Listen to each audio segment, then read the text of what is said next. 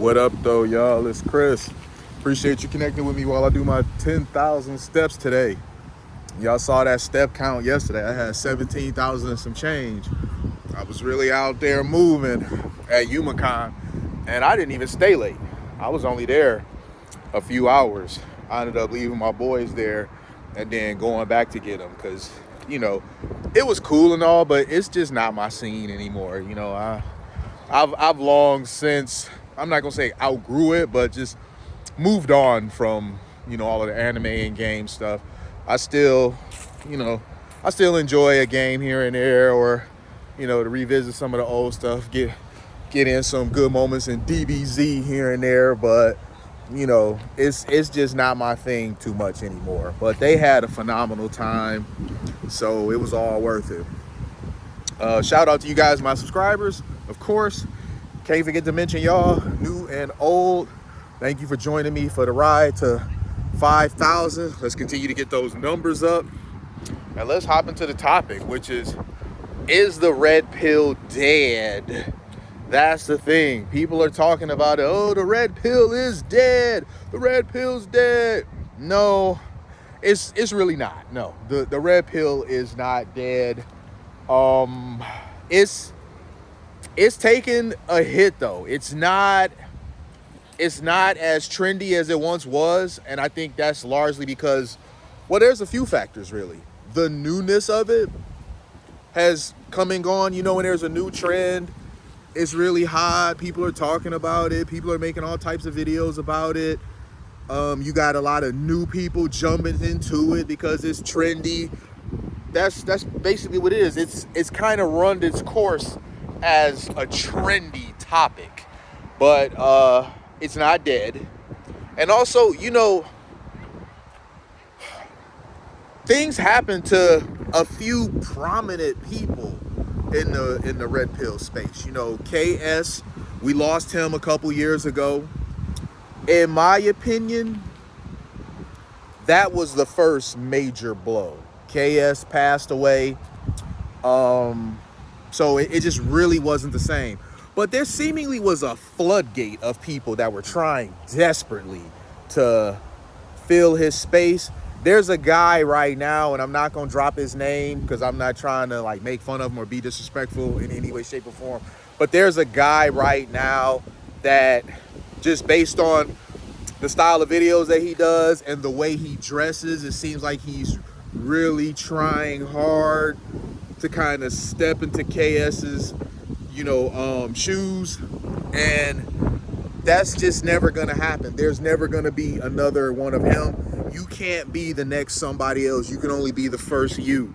And if you look at his views and stuff, he just don't be hitting those numbers like KS did, even though it seems like he's desperately trying to emulate him. And again, this isn't me being disrespectful saying that he's desperately trying to emulate him. It's just what is. If you look at his stuff, he's very much trying his damnedest to emulate his style.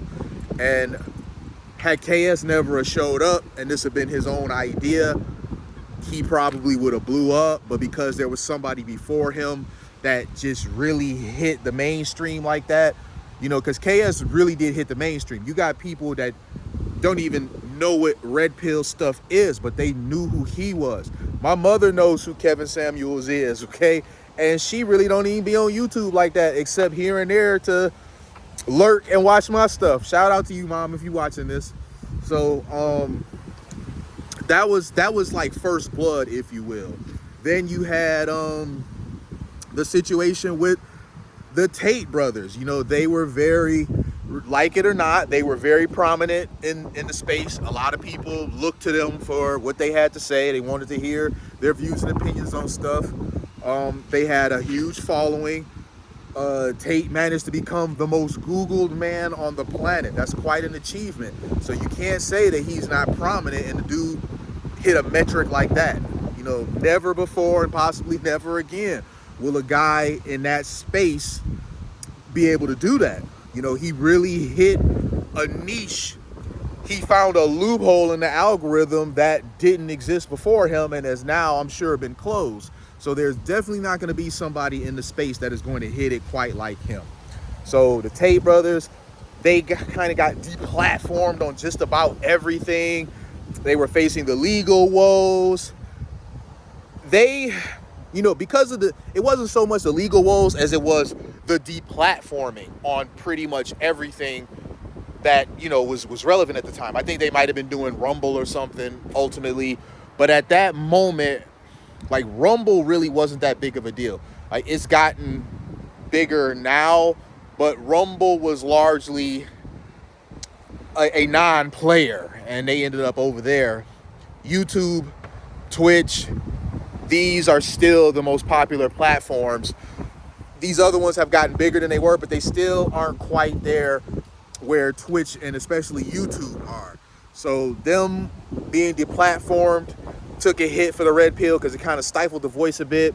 Then when they were facing illegal troubles, a lot of people just kind of shied away, like, I don't know about these guys, because the stuff that we're hearing about them, true or not, but when you hearing this stuff, I know the court of public opinion is a mofo. It's not a court of law, but the court of public opinion does have sway. People's opinion of them, just based on hearing some of the things that was being said about them, kind of made them shy away. Last and not least, and these are guys that out of the three that I named, they are definitely the ones with the less reach, but they still at some point did have a tremendous amount of reach, even though at their peak their reach wasn't as far going as the other aforementioned ones. And that's the F&F guys. The F&F guys, they basically have shot themselves in the foot. Every platform pretty much they've went to, they've found a way to wreck it for themselves, get demonetized. So on YouTube, it's not that on YouTube they've been deplatformed. It's on YouTube they can't make any money. So they're not putting the focus on YouTube that they once did, which I understand that, because, when you're not making money on something, it's a bit harder to put the same effort into it as you once did, because now you're essentially doing pro bono work. And as much as these guys want to make you seem like, oh, they're doing it for you, they do it because they care about you. No, they're doing it because it's a paycheck. If they can help you, great. If not, oh well, it's largely for a paycheck. And honestly, out of the Tate brothers, KS, and FNF, the stuff that the FNF guys were doing, to me, was the least valuable of them. So they found themselves in a situation where they've been demonetized here, there, everywhere. And once they get demonetized on a platform, they instantly put way less effort into it, because why would you put the same amount of effort into it and you're not making a dollar? So those three combined, and it was kind of like within just a 2-year span, a little shorter than that, honestly, maybe more like a 1.5-year span, where all three of these guys, one thing happened to one, another thing happened to another.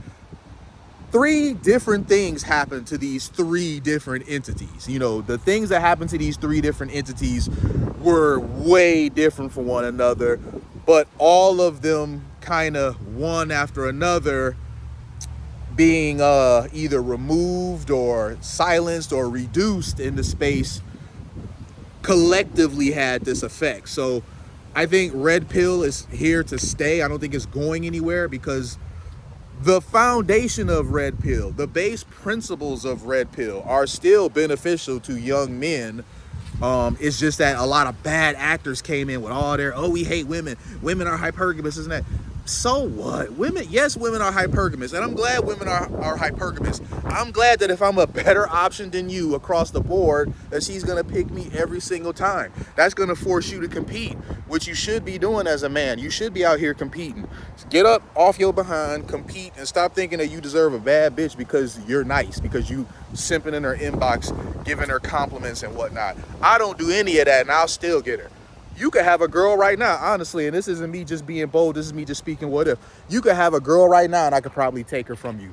And I don't do any of the things that you do. I'm not sending her flowers every weekend. I'm not sending her good morning or grand rising text messages every morning. I'm not telling her how beautiful and special she is every damn day. I wouldn't do any of that stuff. And not only could I smash her if I wanted to, I could take her if I wanted to. That's why I said that stuff, it doesn't work. Okay, get out here and compete with men instead of wasting all your time in some chick's inbox trying to shower her with sweet nothings because you think that this is going to keep her attached to you. It's not going to keep her attached to you. If anything, guys like you that do that stuff, she takes screenshots and send them to me with laughing emojis behind them. I'm telling you, man, this is for real. I've seen this over and over and over. Them guys that be saying all that simpy stuff in they freaking inbox or text messages and all that stuff, they take screenshots of that stuff and they send them to guys like me with laughing emojis behind them. So compete with men, better yourself so that you're the better option instead of complaining about the fact that women want the better option. The reason why you don't hear me doing a bunch of complaining about women, how unfair it is, how women are hypergamous and all that sort of stuff, you don't hear me complaining about that stuff because it benefits me. So put yourself in a position where hypergamy benefits you. There is not a man alive who is on top of his game who complains about hypergamy, because why would he? You know, so that's all I'm saying to y'all, man. I'm going to leave it there. But no, the red pill is not dead. It's still around. It's going to be around. And, you know, it's just less than what it was because it's no longer trendy. But it's still there. I mean, honestly, I've heard, like, politicians say some things here and there out of the red pill playbook, which I thought was very interesting. People say it's going mainstream. I don't quite know about that. Just because you hear some celebrity or something say a red pill thing or something like that doesn't really mean that it goes red pill. It just means that they heard somebody say it and now they're repeating it because they liked how it sounds. So the mainstream thing, I don't know about that. If it was going mainstream, you would have even more content creators trying to get into it and make easy money off of it than you have with the ones that's currently here kind of steadily dying off. You know, because many of them that jumped in after KS passed away, they're no longer around. They tried it. They tried to see if they could make a few bucks off of it. It didn't work out, so they had to go back to work. They had to go back to that 9 to 5. Hopefully they didn't quit it. They was able to just try their hand. Oh, if it takes off, I'll quit my 9 to 5. If it doesn't, I won't. Hopefully none of them were foolish enough to think that, you know, after the fact they would jump in and they would become rich off of it. The thing is that when you jump on a trend, when it's already become a trend, you're already too late. You have to be in on the ground floor of things before they become a trend. That's how you benefit from it. It's like with stocks. You buy that stock before it takes off. That's how you make the most money off of it. If you're buying into that stock when it's already trending upwards, you're already buying in too late. I'm gonna leave it there though, y'all, man. I appreciate y'all connecting with me as always. Thank you for joining me on the rise to 5,000. And I'll holler at y'all later. Peace.